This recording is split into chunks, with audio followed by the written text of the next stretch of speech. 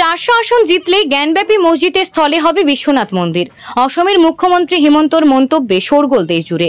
400 আসন টার্গেট দিয়েছে নরেন্দ্র মোদী। লোকসভায় এনডিএ 400 আসন জিতলে মোদীর সংবিধান বদলে ফেলবেন বলে সোচ্চার হয়েছেন বিরোধীরা। আদতে 400 আসন জয়ের অর্থ কি? তৃতীয়বার বিপুল সংখ্যাগরিষ্ঠতা নিয়ে ক্ষমতায় ফিরলে কি হবে, কি করবে বিজেপি? এবার সে উত্তর দিলেন হিমন্ত বিশ্ব শর্মা। আসামের মুখ্যমন্ত্রী জানালেন, 400 আসন জিতে ক্ষমতায় এলে বিজেপি মথুরায় কৃষ্ণ জন্মভূমি মন্দির এবং জ্ঞানব্যাপী মসজিদের স্থলে বাবা বিশ্বনাথের মন্দির নির্মাণ করবে। দিল্লিতে নির্বাচনী সভায় বক্তব্য রাখতে গিয়ে হিমন্ত বিশ্ব শর্মা জনগণকে স্মরণ করার রাম মন্দির নির্মাণের কথা। তিনি বলেন, লোকসভায় 300 আসন পাওয়ার পর বিজেপি প্রতিশ্রুতি মারফত অযোধ্যায় রাম মন্দির নির্মাণ করেছিল। এবার কৃষ্ণ জন্মভূমি এবং বাবা বিশ্বনাথের মন্দিরের নির্মাণের পালা। 400 আসন জিতলেই দেশে নির্মিত হবে এই দুই মন্দির। হিমন্ত বিশ্ব শর্মার সংযোজন কেউ যদি সচিন তেন্ডুলকরকে প্রশ্ন করেন কেন তিনি ডাবল সেঞ্চুরি বা ট্রিপল সেঞ্চুরি করেছেন, তার কোনো জবাব থাকে না। ঠিক তেমনি আমরা 400 আসন কেন জিততে চাইছি তারও কোনো ব্যাখ্যা নেই। তবুও কংগ্রেস বারবার জানতে চাইছে, তাই বলেই দিচ্ছি, 400 আসন জিতলে কৃষ্ণ জন্মভূমি মন্দির এবং বাবা বিশ্বনাথ মন্দির নির্মাণ করা হবে। জ্ঞানব্যাপী মসজিদের স্থলেই তৈরি করা হবে বাবা বিশ্বনাথের মন্দির। এটাকেই বলে হিসাব বরাবর। নিয়ম না মেনে ভোট কেন্দ্রে ঢোকার চেষ্টা করলে বাধা দেন এক ভোটার। এতে রেগে গিয়ে ভোটারকে গালে সজোরে থাপ্পড় বসালেন এমপি। ভোটারকে থাপ্পড় মারায় এমপির গালে পাল্টা থাপ্পড় মারল ভোটার। দেখে নিন ভাইরাল ভিডিও। ভোটারদের সারিতে না দাঁড়িয়ে সরাসরি ভোট কেন্দ্রে ঢোকার সময় বাধা দেওয়া এক ভোটারকে কষে থাপ্পড় মারলেন একজন আইন প্রণেতা অর্থাৎ একজন সাংসদ। পরে ওই ভোটারও সজোরে পাল্টা থাপ্পড় মারেন সাংসদের গালে। এ নিয়ে শুরু হয় তুলকালাম।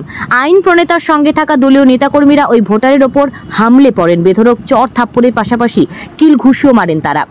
তবে ভোটের সারিতে দাঁড়ানো অন্যান্য ভোটারকে রক্ষায় এগিয়ে এলে সেখানে নিরাপত্তা বাহিনীর কোনো কর্মীকে তৎপর হতে দেখা যায়নি।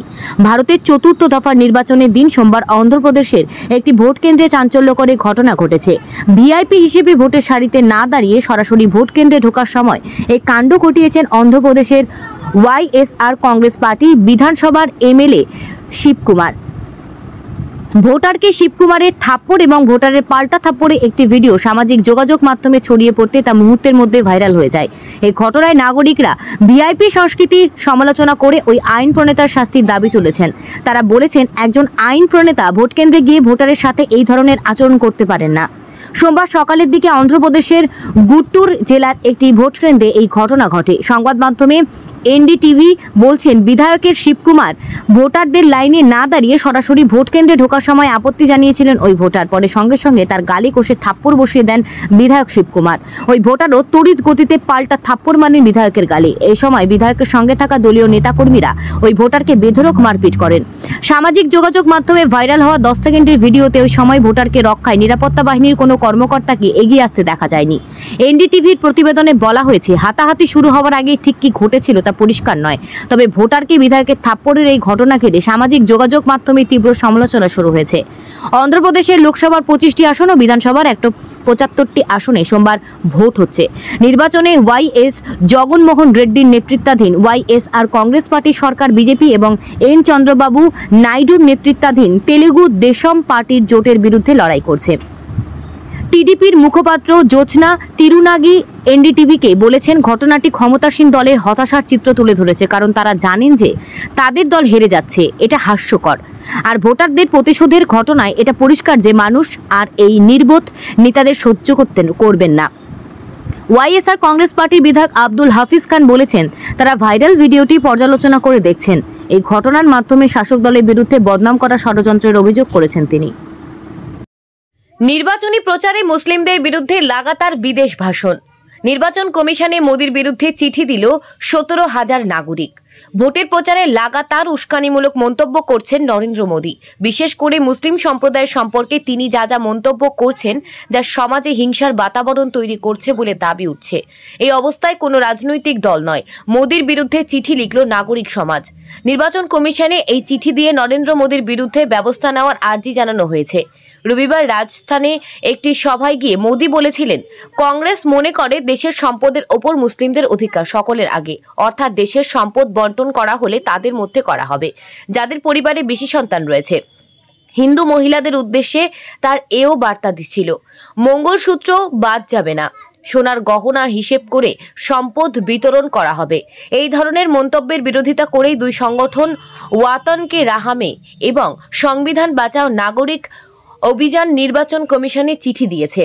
17,400 সাধারণ নাগরিক এই চিঠির মাধ্যমে নির্বাচন কমিশনে নরেন্দ্র মোদীর বিরুদ্ধে অভিযোগ করেছেন।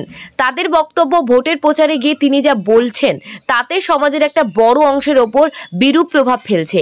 মুসলিম সম্প্রদায়কে সরাসরি আক্রমণ করা হচ্ছে, উস্কানিমূলক কথা বলে অশান্তির পরিবেশ তৈরি করছেন মোদী। এইসব মন্তব্য করে হিন্দুদের মধ্যে মুসলিমদের নিয়ে বিদ্বেষ সৃষ্টি করতে চাইছেন তিনি, এমনই দাবি। এসবের পরও অবশ্য মোদী তার বক্তব্যের ধরন বদলাচ্ছেন না।